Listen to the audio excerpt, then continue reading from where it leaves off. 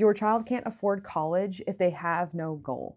There are so many people, and this is so common in our country, to send 17 and 18-year-old children and their parents to co-sign bankruptcy exempt loans with no goal. Go to college to figure it out. Go to college to find yourself. Go to college to figure out what career you're going to get. What? College costs on average $108,000 per the NCES data from last year. $108,000, six figures. Your child, if you are a normal person, if you do not have a trust fund, if you are not incredibly wealthy, if you didn't have grandparents that put aside $500,000, that's the ultimate all-in cost, by the way, tuition, lost wages, interest, because most kids take 5.5 years, not 4, to graduate. If your child does not have those things, if you do, you don't have to listen to me. Everybody else, it's 99% of us, your child does not have enough money set aside to go to college for no goal, with no goal in mind.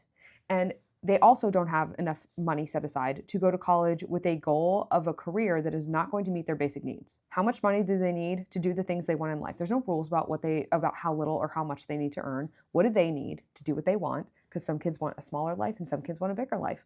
How much do they need to make? Location. Where do they want to live and build their life? If they want to move to a high cost of living area, or you live in a place that's now high cost of living, they need to figure out how to earn enough to live the way they want in that area. And that is going to require money. They're going to have to earn it. Schedule.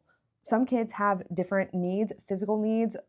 They just can't work that many hours. So they're looking for specific careers that have a schedule that's actually going to work for their life, their health, and their needs. What jobs fit that? And then the last thing is work environment. Some kids, again, physically can't go in. If your child has cerebral palsy, maybe they're not able to lift things, reach things, or they're in a wheelchair. There are certain work environments that are really difficult for them, and others that will actually lend themselves well to your child's needs. And work is a tool that will help your child live the way they want, figure out what they need from their work, and then figure out if a degree is even required for that.